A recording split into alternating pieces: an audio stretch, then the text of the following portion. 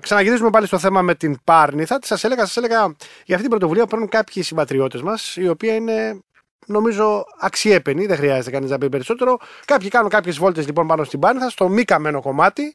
Λοιπόν, κάποια στιγμή λοιπόν αποφάσισαν μέσω διαδικτύου και είπαν: ρε παιδιά, αφού πάμε που πάμε, ποιοι είναι διατεθειμένοι να καθαρίσουμε και ένα κομμάτι. Λοιπόν, και υπήρξε ανταπόκριση. Λοιπόν, όταν μου ήρθε αυτό το μήνυμα και εμένα, έψαξα να βρω τι είναι. Υπάρχει κάποιο σύλλογο, είναι κάποια οργάνωση η οποία έχει αποφασίσει, και μου απάντησε η Κατερίνα Τσιμπουράκη, την οποία την έχουμε στη τηλεφωνική γραμμή, ότι μου λέει: αγαπητέ Ψάλτη, είμαστε μόνοι μας και αποφασίσαμε, επειδή πάμε εκεί πέρα πάνω, να καθαρίζουμε. Και δόξα τω Θεώ, πάει καλά αυτή η διαδικασία, διότι κάθε φορά που επανερχόμαστε στο αίτημα αυτό, έρχονται όλο και περισσότεροι. Καλημέρα, Κατερίνα. Καλημέρα, κύριε. Όχι, να το λέμε στον Ενικό. Καλημέρα, Γιώργο. Έτσι, λοιπόν, ωραία. Λοιπόν, η Κατερίνα Τσιμπουράκη, η οποία και εγώ την γνώρισα μέσω διαδικτύου και αμέσως προθυμοποιήθηκε πολύ εύκολα, γιατί ξέρετε, στο διαδίκτυο ορισμένες επικοινωνίες γίνονται πάρα πολύ δύσκολα. Να μου πει: πάρε με τηλέφωνο να συνεννοηθούμε κλπ. Είναι κοντά μας. Κατερίνα, τι είναι αυτό που θα κάνετε αύριο το πρωί? Καταρχήν, γιατί το κάνετε αυτό και πού το κάνετε αυτό? Αύριο, λοιπόν, έχουμε αποφασίσει να μαζευτούμε γύρω στις 10 η ώρα το πρωί, καιρού επιτρέποντας βέβαια. Ναι.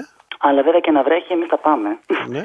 10 η ώρα λοιπόν στη Μόλα, είναι ένας πάρα πολύ ωραίος χώρος πάνω στην Πάρνηθα, στον Άγιο Πέτρο.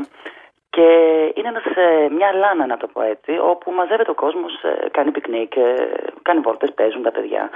Λοιπόν, την τελευταία φορά που ανεβήκαμε, η εικόνα που αντιμετωπίσαμε ήταν τραγική. Και λίγο λέω με τη λέξη τραγική. Ναι, δηλαδή τι εννοείς, ας πούμε, σκουπίδια, δηλαδή, πολύ σκουπιδομάνι? Υπήρχαν βέβαια μερικοί κάδοι, οι οποίοι ήταν βέβαια γεμάτοι. Και από ό,τι πληροφορήθηκα αργότερα, βέβαια, ο Δήμος περνάει μία φορά το μήνα και τους μαζεύει. Ο Δήμος είναι εκεί, δεν είναι το δασαρχείο, δεν ξέρω ποιος το μαζεύει, ναι. Δεν το έχω ψάξει. Ναι. Η ουσία είναι ότι μαζεύονται μία φορά το μήνα. Ναι. Όταν λοιπόν σκεφτεί κανείς ότι κάθε Κυριακή εκεί πάνω μαζεύει πάρα πολύ κόσμο,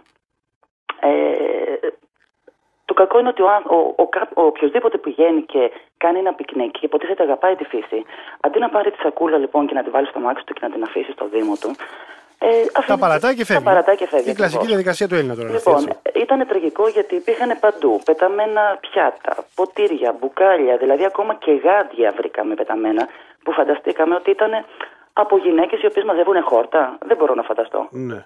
Λοιπόν. Και πώς, Κατερίνα, πώς αποφάσισατε εσείς να μπείτε στη διαδικασία? Καταρχήν, δεν είναι η πρώτη φορά που γίνεται αυτό, αν κατάλαβα καλά, έτσι δεν είναι? Για καθαρισμό, για να είμαι ειλικρινής, πρώτη φορά πρώτη φορά το οργανώνετε? Ναι, πρώτη φορά. Ναι, διότι ήταν τελείως αυθόρμητο. Δηλαδή, περπατούσαμε με τα παιδιά μας, εγώ με μια φίλη μου, και δεν άντεξα. Δηλαδή, λέω, θα οργανώσουμε ένα καθαρισμό. Ναι. Από τη στιγμή που υπάρχει και στο διαδίκτυο μια δύναμη, μισά εισαγωγικά, όταν ξέρεις να το λειτουργείς και να το χρησιμοποιείς το διαδίκτυο σωστά, τότε υπάρχει ανταπόκριση. Λοιπόν, και αποφάσισα λοιπόν να κάνω αυτή την εκδήλωση και βλέπω ότι υπάρχει μεγάλη ανταπόκριση. Μέχρι τώρα πάντως φαίνεται ότι τουλάχιστον από ό,τι μου έλεγες και χθες, καμιά 50 άτομα είναι διατεθειμένα να μπουν. Είναι 50 άτομα δηλωμένα, τα οποία φαντάζομαι θα έρθουν με παρέα, θα έρθουν με παιδιά. Οπότε βέβαια δεν ξέρω πόσοι θα αποφασίσουν λόγω καιρού να έρθουν τελικά. Αλλά τουλάχιστον είναι σίγουροι που είμαστε φανατικοί λάτρεις του δάσους και της φύσης. Είμαστε γύρω στα 30 άτομα στάνταρ. Λοιπόν, αυτό που μου έλεγες χθες και θέλω να το επαναλάβουμε και σήμερα είναι ότι αυτό που πρέπει να περάσει είναι το μήνυμα στα παιδιά κυρίως. Βέβαια. Έτσι δεν είναι? Και νομίζω ότι έχεις απόλυτο δίκιο, διότι τα παιδιά πρέπει να καταλάβουν, γιατί αυτοί είναι οι αυριανοί ιδιοκτήτες εντός εισαγωγικών αυτής της χώρας, ότι θα πρέπει να είναι πιο προσεκτικοί, ας πούμε. Ο μεγάλος δεν βάζει μυαλό εύκολα. Δυστυχώς έχει γαλουχηθεί έτσι, δεν αλλάζει συνήθειες. Αν και δεν είναι δύσκολο, αλλά τα παιδιά είναι το βασικό. Ναι. Ότι πρέπει να μεγαλώσουν και να μάθουν ότι πρέπει να σέβονται τη φύση. Και καλό είναι να μην παίρνουμε μόνο από τη φύση, αλλά και να δίνουμε. Σωστό, έχεις απόλυτο δίκιο. Να σου πω, νομίζω ότι θα σε χρησιμοποιήσουμε κάποια στιγμή και ως ΚΑΕ, θέλω να πω, και στη διαδικασία αυτή θα σε χρησιμοποιήσουμε.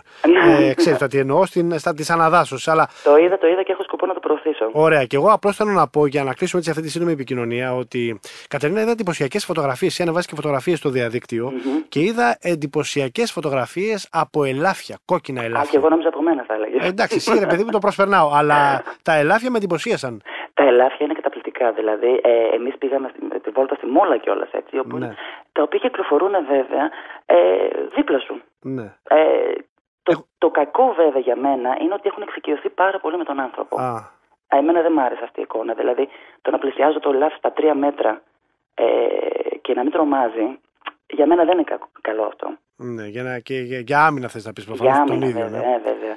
Λοιπόν, και απ' την άλλη, βέβαια, όπου ανά πάσα στιγμή το κάθε ελαφάκι μπορεί να πάει να φάει μια κονσέρβα, οτιδήποτε να τραυματιστεί. Δηλαδή είναι τραγικό.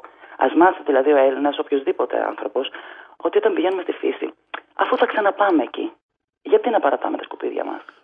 Ωραία μήνυμα. Σε ευχαριστώ πάρα πολύ, Κατερίνα. Γιώργο, σε περιμένω και καλή δύναμη. Θα το κάνουμε, θα το οργανώσουμε. Ευχαριστούμε πάρα πολύ. Να είσαι καλά. Σε ευχαριστώ πάρα πολύ. Γεια. Να είσαι καλά. Λοιπόν, είδατε ένας συμπολίτης μας, απλά ούτε τίποτα, ούτε σύλλογοι, ούτε τίποτα. Απλώς μπαίνει στη διαδικασία, λέει ότι θα το κάνουμε και θα το κάνουμε.